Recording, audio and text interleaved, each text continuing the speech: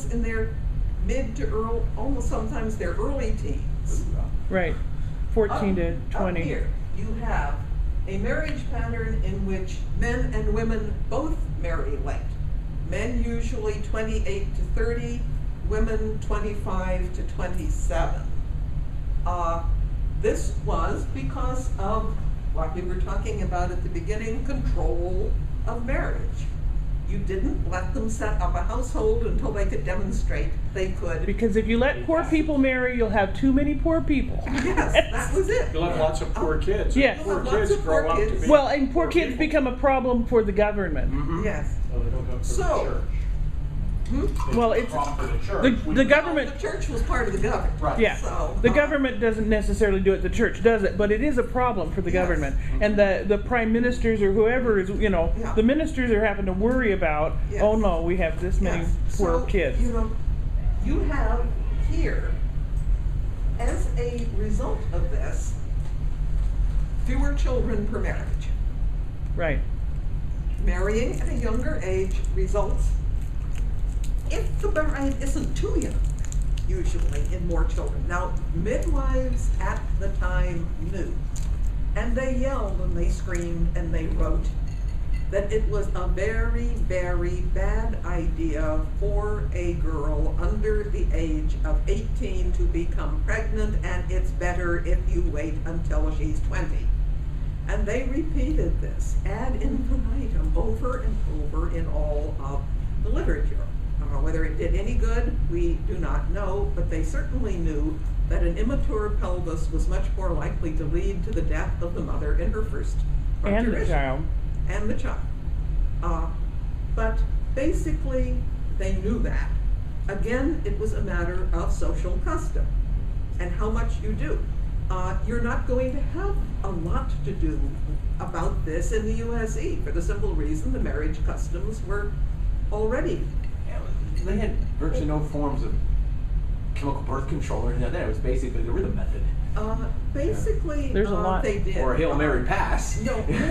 No, more than you would think. More than you would think. They used sponges, they used vinegar, they used various forms of douches. And if you still There were some very, herbal- very closely, it was mainly the Well, rhythm you method. have to that was- realize No. the purpose. No, rhythm was They invented in wanted. the 20th century. They Right. wanted to have children. The purpose of marriage essentially was to have children. But That's you said why earlier they were impregnated like basically every 11 months. if It's they- in the where they're not when nursing. they're not nursing. Okay, nursing itself Again, is if they're not, a it's birth about- control. It's every 33 it's months very if she's interesting. nursing 2 years. It's very interesting.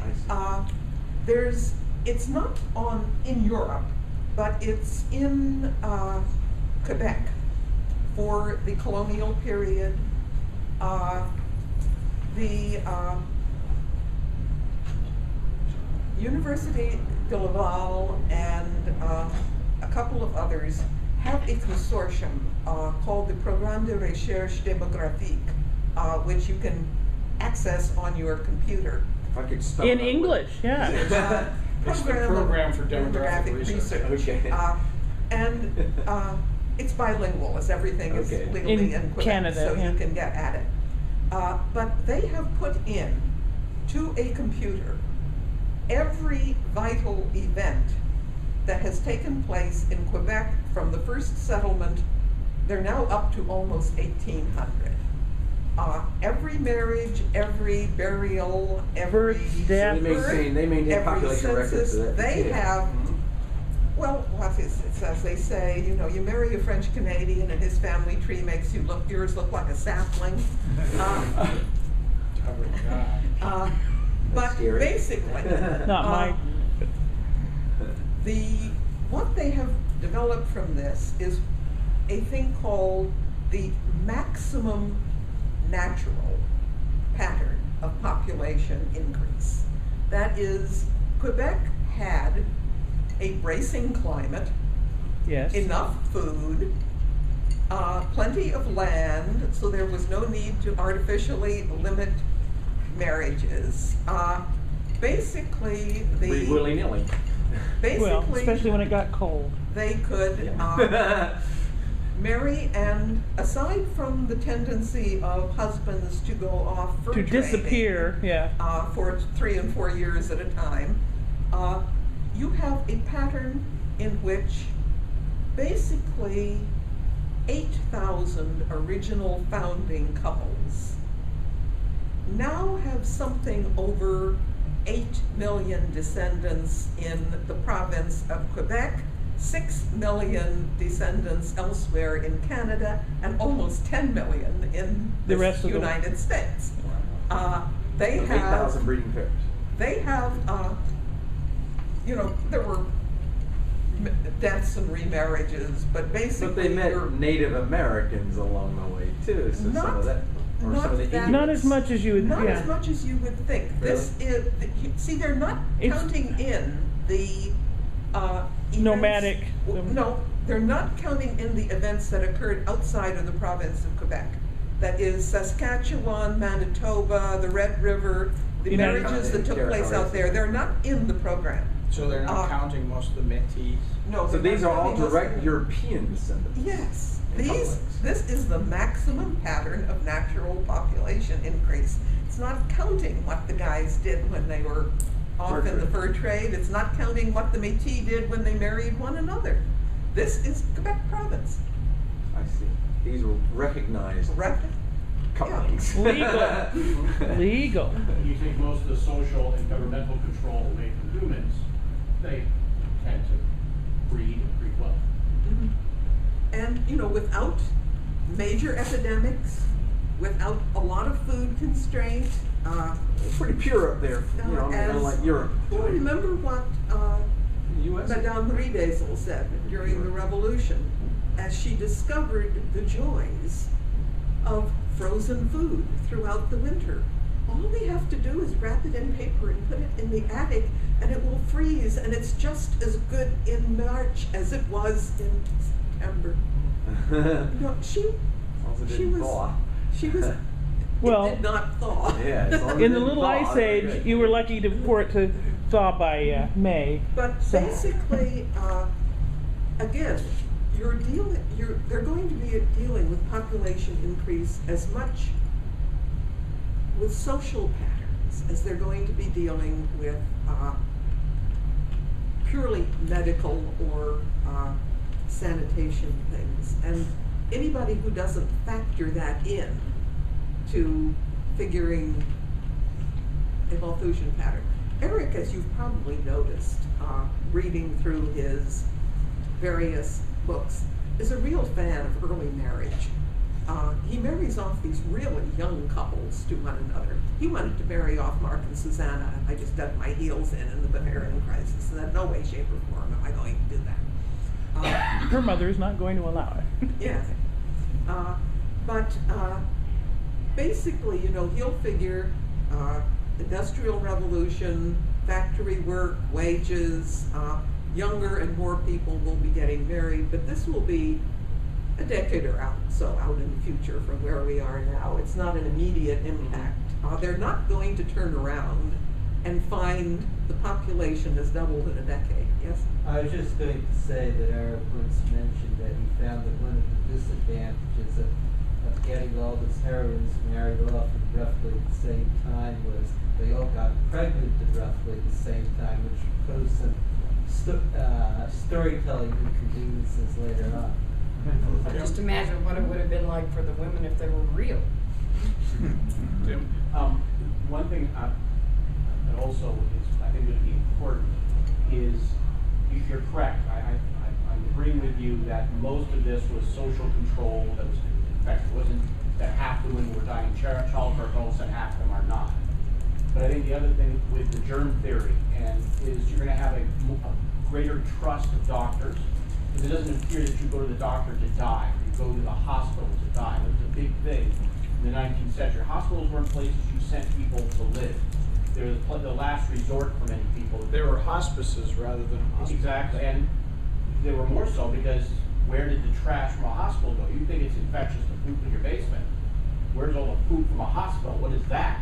So if you could trust medicine, trust it to do a good job, I think over time you're going to see a population increase from that, 'cause people are going to accept. Well, hospitals kind of took care of their waste problem by having incinerators built in. They basically. That's very recent. That's, Yeah, that's a recent thing. that's, the late 19th century they started installing incinerators. Now, Yeah. the story about Florence Nightingale and the elevator shaft and that hotel being used as a place to deposit, I don't know how apocryphal that is.